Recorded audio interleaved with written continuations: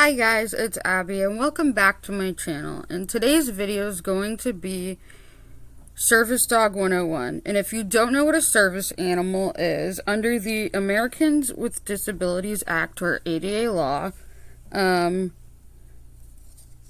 service animal is defined to do a specific task or work to help the disabled handler. So in my case, it would be PTSD. And it would also be medical alert. So she's medical alert and psychiatric and PTSD response.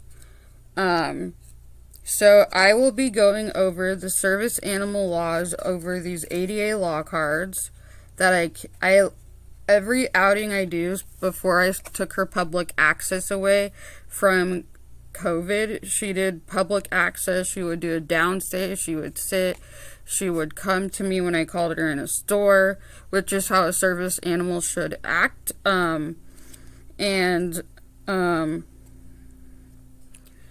my service dog, I have been doing training with her at home because she got sick doing public access one day. Even though she's not in training anymore, I still work with her each day in each setting of my house, so she knows what's what. And like earlier, I was eating lunch, so she was doing a downstay under a table, and I will try my best to insert a picture here. So I will be reading my ADA law cards that I always carry with me. The most I ever carry with me is 2 ADA law cards. So if I have an access issue or if someone doesn't know the laws right, I can give them an ADA law card. So it says service animals protected by federal in accordance with the Americans with Disabilities Act of 1990.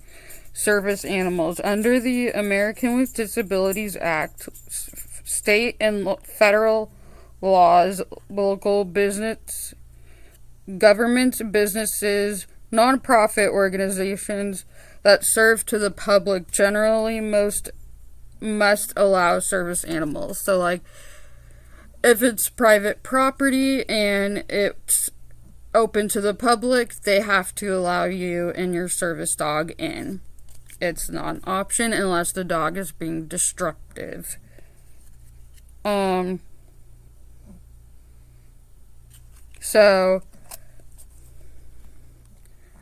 in accordance with the American with Disabilities Act, a business may ask, is it a service animal for a disability?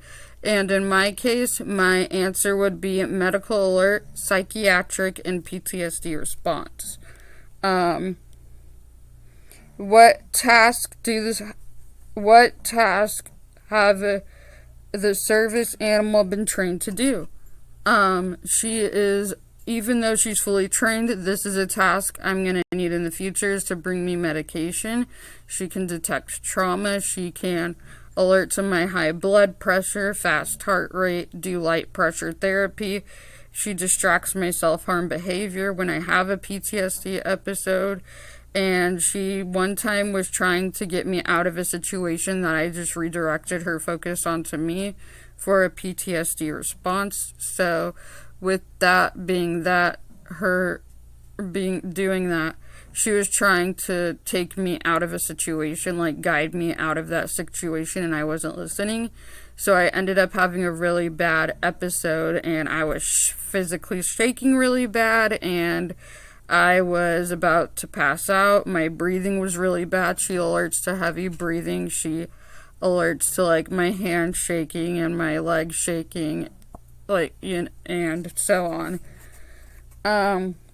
A business may not ask about a person's disability because that is private information between you and your psychiatric doctor or physician or whatever, or a family doctor or whatever. That is between you and your doctor, and they cannot ask that because that is personal information.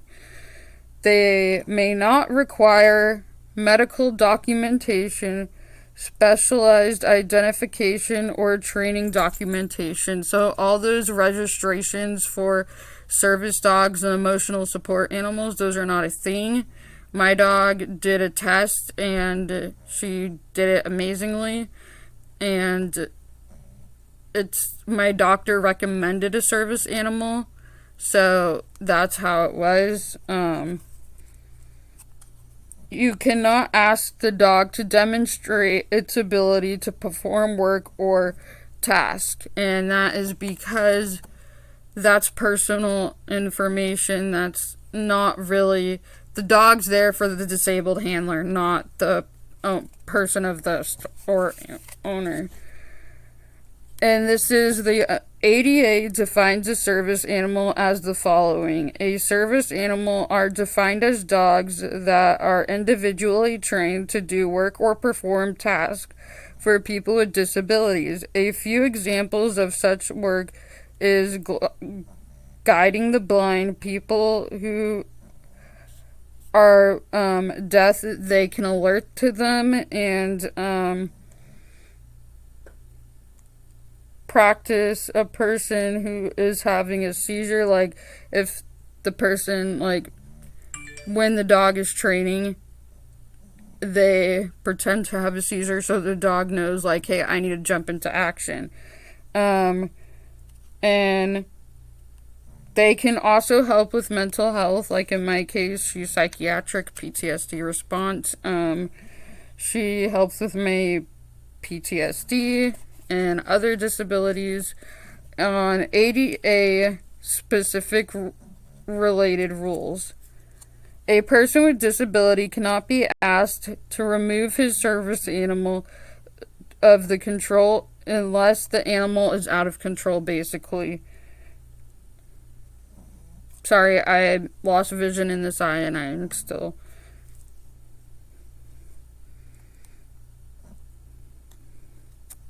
People with disabilities who use service animals, such as myself, cannot be separated or isolated with a service animal because that is discrimination.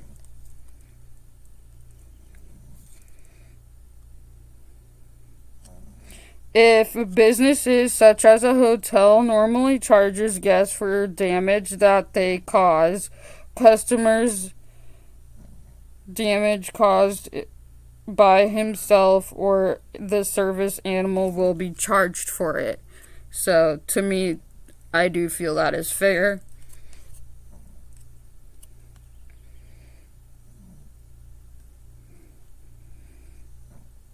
This one talks about emotional support animals, and emotional support animals only bring comfort to their handlers. They don't do any work or specific task in any way, shape, or form.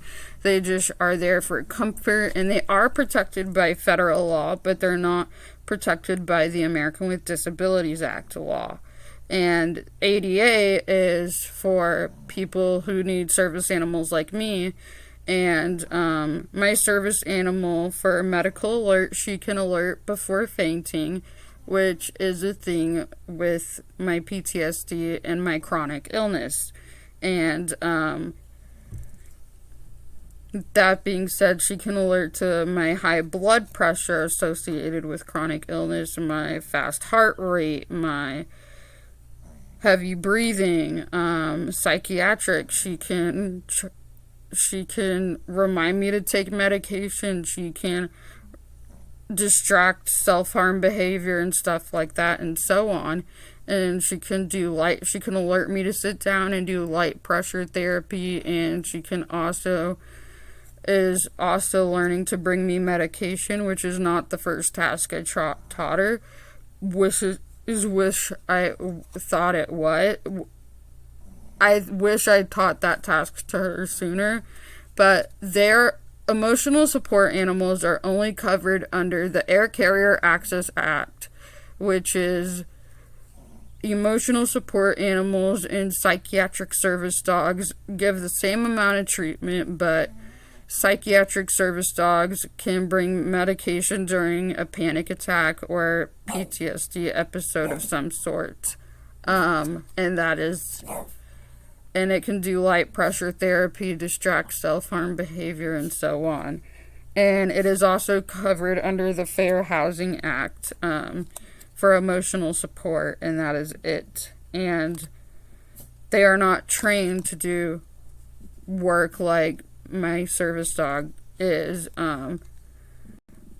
How I got my service dog is basically I talked to my doctor about treatment for my PTSD and other disabilities, and he said a service animal would be good, but she has to pass a test, and she passed the test.